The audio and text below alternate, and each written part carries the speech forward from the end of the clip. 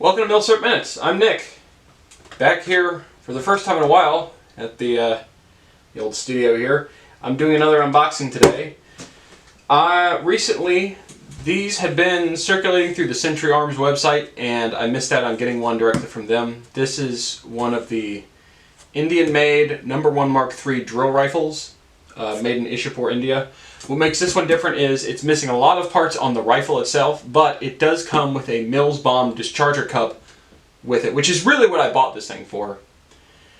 These things just came back in stock at Centerfire Systems, which I think is maybe the only place that currently has these.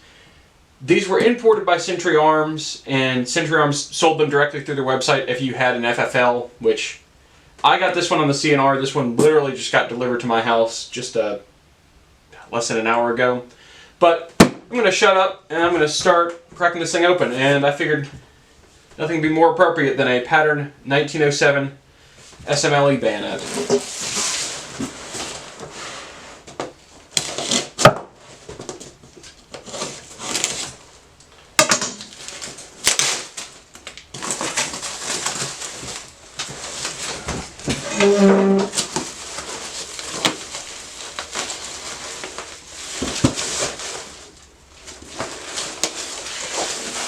Looks like the bolt had protruded through the side of the box.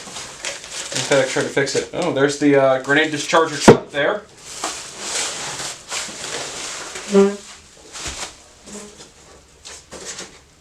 And there's our rifle. Yeah, the bolt is stuck through. Some people are smart enough to not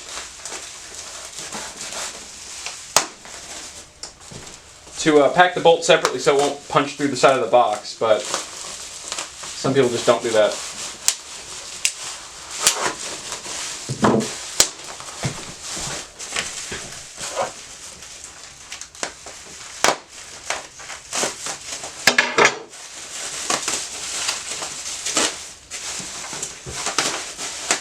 So, some of you may be wondering if these rifles could, say, be reactivated.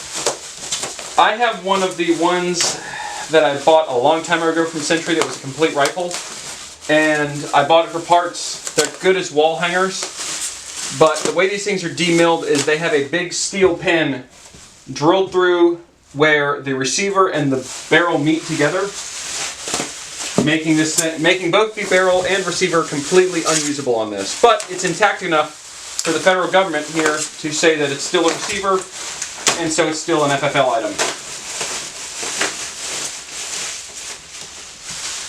I understand these things are quite dirty and covered in cosmoline. Oh, we've got a pretty majorly cracked stock.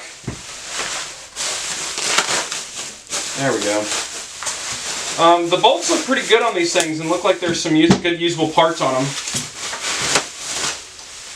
Okay, so this one's got actually a surprising amount of components. Oh, it's just a stock repair actually, so not even a major crack.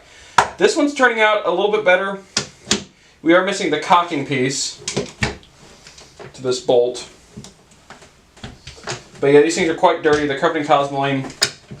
Feels like the retention spring on this thing is quite strong. Let's just, there we go. Pry that up.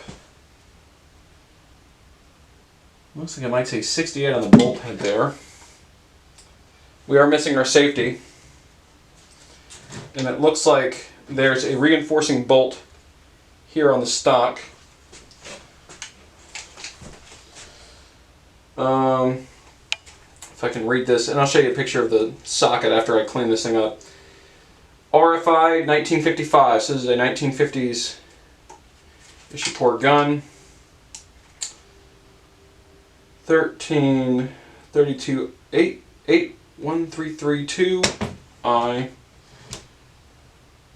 Bolts non-matching. The bolts have a good amount of parts, and that's the other thing. If you get one of these, the real big important things you get, okay, mag body has no spring or follower in it, but it's also not painted either, which is nice. Really what you get with these is you're getting a stock set, you're getting sight parts, you're getting a nose cap, you're getting all the screws, and I think these are still pretty worth it if you manage to find a sporterized SMLE rifle at a local gun shop or a pawn shop, and you know, this thing was $100. I don't know if they still got them at the moment. And there's the import tag. Well done. These are good rifles to buy still if you have an SMLE you want that's been sporterized, that can be saved, that doesn't have a cut barrel. But real star of the show is this thing. The Mills Bomb Discharger Cup. And I took a look at it. I'm not sure if it's going to still be there the next time I go.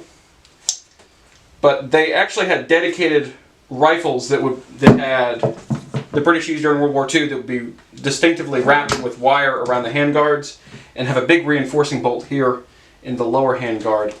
And they would be used specifically for grenade launching. SMB number A2. I think this one's also Indian made, which would make sense. I'm assuming this came from India. It's on a little bit tight.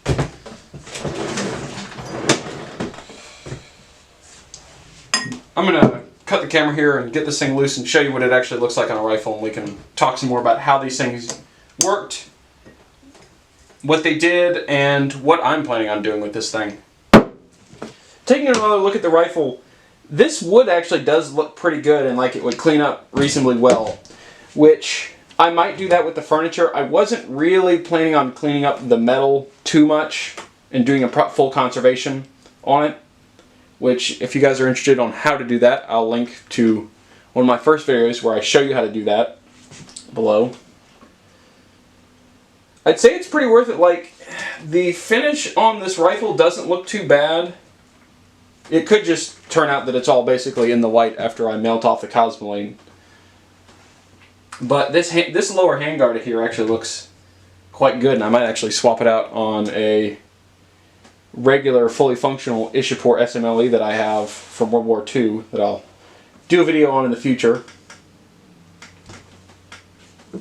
As I said, it's missing some parts, but this thing was sold basically as a parts gun. To talk a little bit about the Mills Bomb launcher, or Mills Bomb Grenade Discharger Cup. These initially entered British service in 1917, late in World War I. And the idea behind this was to replace, I don't remember exactly what they'd be referred to as, but basically rod bayonets. And I'll show you a picture of what they look like here. And the way they'd work is you would take it and stick it all the way down the muzzle, load a blank cartridge in it, and use that to fire it. The problem with these rod type bayonets is you could, well, for one, do a lot of damage to your barrel if you have some big secondary piece of steel in your barrel and it has a whole lot of force. It could put a ring inside of your barrel and severely damage the rifling and the bore of your rifle. So the British looked for another option, and in came the Grenade Discharger Cup. The way this works is this mounts onto the nose cap of the rifle, and I'll show you in a minute. These two claws press in on the clamp on to the recesses on the side of the nose cap over here. And then these notches here index with the top of the bayonet lug. Yeah.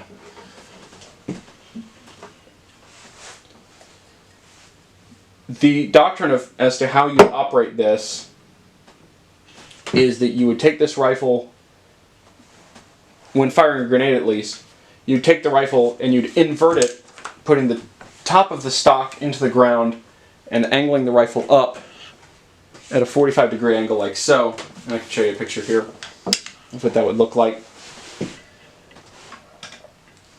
And the idea behind it is that you keep the angle constant and you just adjust how much gas is vented out. The way this would work, you'd have a gas seal. You'd use a Mills Bomb type hand grenade that would have like a metal plate welded to the bottom of it, basically. That would be perfectly sized to this cup here, so that you wouldn't really have any gas leakage except out of this vent if you choose to do so. And based on how far you open this vent door here will affect how far your grenade goes. I believe that with a full power rifle grenade blank round, that fully open, you put your grenade at 80 yards out, or 80 meters. And if you close it all the way and had all of the gas from that cartridge pushing the grenade out, you'd get 200 meters. One thing I alluded to but didn't directly mention is the reason why you would put the rifle on the ground as opposed to firing it from the shoulder, like we're so used to with, say, the M203 or something like that, is that rifle grenades and rifle grenade cartridges had a ton of recoil to them. And the amount of force put backward into the rifle from launching a Mills bomb grenade would be comparable to maybe 3 or 4 times the regular recoil of just a .303 round out of this, which granted isn't too terrible to deal with, but it was quite a lot and you wouldn't be doing it all day.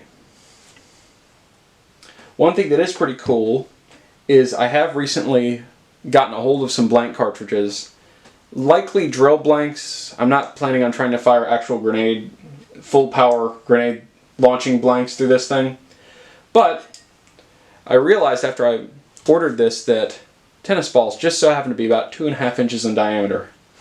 So I'll do some experimenting with that in the future and see if I can come up with a way to practically actually still use this launcher in a manner that's that actually does something.